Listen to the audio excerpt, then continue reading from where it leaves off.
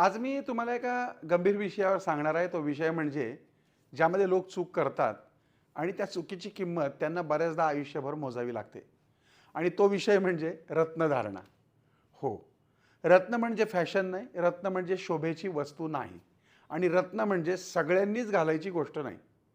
कारण चुकीचं रत्न माणसाचं आयुष्य पूर्णपणे बदलू शकतं.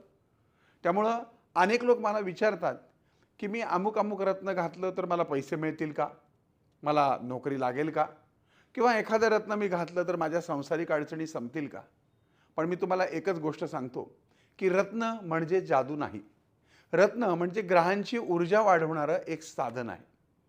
प्रत्येक ग्रह आपल्या आयुष्यावर परिणाम करतो. प्रत्येक ग्रहाचं एक विशेषत्व आहे. पिंडी ते ब्रह्मांडी या उक्तीनुसार आपल्या शरीरातल्या प्रत्येक गोष्टीवरती हे ग्रह काम करत असतात.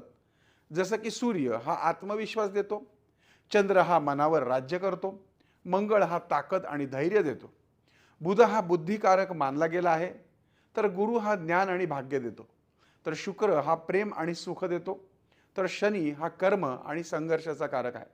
आणि त्या त्या ग्रहाची ऊर्जा वाढवायची असेल तर त्या ग्रहाचं रत्न वापरलं जातं. आता इथेच लोक सगळ्यात मोठी चूक करतात.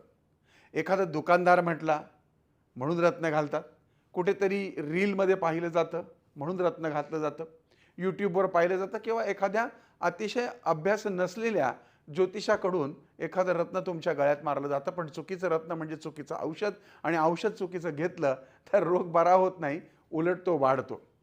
तसंच चुकीचं रत्न घातलं तर समस्या सुटत नाहीत, उलट वाढतात.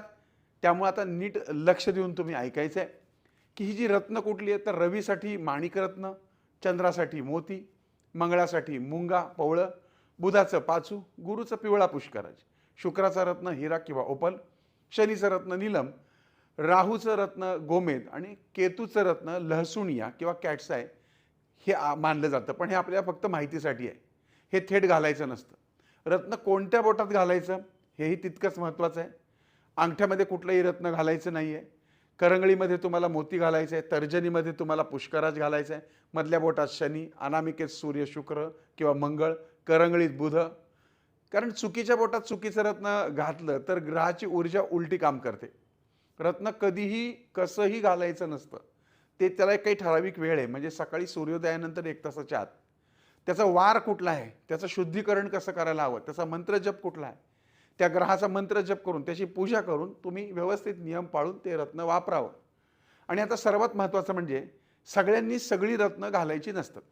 जसं की शत्रू तुमच्या राशीचा असेल, तुमच्या पत्रिकेत नीच ग्रह असतील, 6, 8व्या आणि 12व्या स्थानात तुमचे तो ग्रह असेल, तर अशी रत्न घातली जात नाही. अशी रत्न घातली तर त्याचे उलटे परिणाम होऊन जीवनामध्ये अडचणी येऊ शकतात. आणि म्हणून मी तुम्हाला सांगतो, की रत्न घालणं म्हणजे एक प्रकारचं धाडस आहे. समजून न घेता रत्न घालणं म्हणजे स्वतःच्या आपल्या करिअरशी आयुष्याशी खेळ करणं आहे. रत्न घालण्याआधी विचार करा, कारण योग्य रत्न माणसाचं आयुष्य घडवतं आणि चुकीचं रत्न माणसाचं आयुष्य बिघडवतं. मग अशा रत्नविषयक तुम्हाला योग्य मार्गदर्शन करणारा व्यक्ती असेल आणि त्यानं पत्रिकेचा व्यवस्थित अभ्यास करून जर तुम्हाला रत्न दिलं तर मात्र ते रत्न निश्चित कामी ठरतं. याचा अर्थ मीच हुशार आहे असं नाही आहे. तुम्ही कोणत्याही व्यक्तीकडून, जाणकार व्यक्तीकडून, अभ्यासू व्यक्तीकडून हे रत्न घ्या. एक मात्र लक्षात घ्या, तुमच्या पत्रिकेमध्ये 6वं स्थान, 8वं स्थान आणि 12वं स्थान या स्थानातला खडा शक्यतो वापरू नका. मग तो तुमचा राशीस्वामी असला तरी. तुमच्या पत्रिकेमध्ये नीच ग्रह असेल एखादा, तो तुमचा राशीस्वामी असला तरी सुद्धा वापरायचा नाही आहे. थोडक्यात काय, ही माहिती फक्त ऐकण्यापुरती ठीक आहे. तुम्हाला जर प्रत्यक्ष रत्न मार्गदर्शन हवं असेल तर ठाण्यामध्ये आमचा रत्न महोत्सव असतो, पुण्यामध्ये देखील रत्न महोत्सव असतो, किंवा कधीही तुम्ही पुण्यामध्ये आलात तरी सुद्धा तुम्हाला रत्नविषयक मार्गदर्शन आमच्याकडून किंवा माझ्याकडून केलं जातं. हे मार्गदर्शन मी स्वतः करतो, किंबहुना स्वतःजवळची ती रत्न पाहून त्याची पूजा अर्चा करून मगच ती तुम्हाला दिली जातात. आतापर्यंत हजारो लोकांना आपण रत्नविषयक मार्गदर्शन केलंय आणि हजारो लोकांना त्याचे अत्यंत चांगले अनुभव आलेले आहेत. त्यामुळे जाणकार ज्योतिषाचा असं नाही की मी कोणत्याही जाणकार ज्योतिषाचा सल्ला घेऊन मग तुम्ही रत्न वापरा. रत्न तुमचं आयुष्य नक्की बदलतात, कारण आकाशातल्या त्या ग्रहाची फ्रिक्वेन्सी या तुमच्या हातातल्या ग्रहांच्या रत्नांमध्ये ती मॅच होते आणि धातूच्या माध्यमातून शरीरामध्ये ती डायल्यूट होते.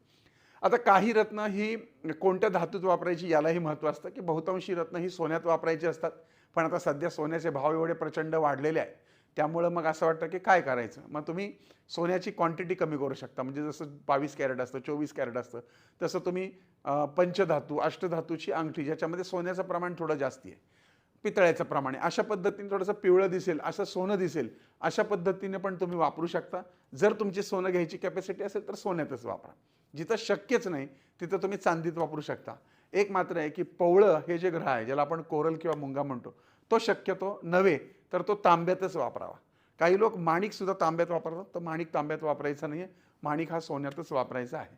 कधी लक्षात घ्या, करंगळीमध्ये मोती वापरू शकता किंवा पाचू वापरू शकता. मोती हा चांदीत वापरायचा आहे, तर पाचू हा सोन्यात वापरायचा आहे. करंगळी शेजारच्या बोटात तुम्ही डायमंड पण वापरू शकता, तुम्ही माणिक वापरू शकता, काही प्रसंगी तुम्ही पाचूसुद्धा या बोटात वापरू शकता. मधलं बोट हे शनी महाराजांचं आहे. अर्थात विचारपूर्वक शनी महाराज किती कॅरेट वापरायचा, कसं वापरायचं, कुठल्या धातूत वापरायचं, जनरली चांदीमध्ये वापरतात. हे बोट पुष्कराजसाठी आहे, त्यामुळे या बोटामध्ये तुम्ही पुष्कराज वापरू शकता. मधल्या बोटामध्ये काही लोक राहू वापरतात, काही लोक कॅटसाई देखील मधल्या बोटात चांदीत वापरतात. पण हे सगळं चांगल्या जाणकार ज्योतिषाच्या सल्ल्याशिवाय करायचं नाही. कारण काही वेळेस ही रत्नसुद्धा खोटी असतात. त्यामुळे रत्न जर तुम्हाला हवी असतील तर त्याच्याबरोबर सर्टिफिकेट घेणं देखील गरजेचं आहे. कारण सर्टिफिकेटमध्ये ते किती क्वालिटीचं आहे, त्याचा दर्जा काय आहे, ते ओरिजिनल आहे का, ते नॅचरल आहे का, सिंथेटिक आहे, हे सगळं कळतं. त्यामुळे विश्वासावर अशी रत्न तुम्ही कोणाकडनं घ्या, माझ्याकडनं घ्या किंवा कोणाकडनंही, ती रत्न ही पारखलेल्या माणसाकडून म्हणजे रत्न पारख्याकडून सर्टिफिकेट असणारीच रत्न घ्यायची आहे. कार्यक्रम आवडला असेल तर पुढच्या प्रत्येक भागामध्ये वेगवेगळ्या रत्नांविषयी मी आपल्याला निश्चित सविस्तर मार्गदर्शन करेन. लाईक करा, शेअर करा, सबस्क्राईब करा आणि निश्चित तुम्हाला काय प्रश्न असतील ते विचारा.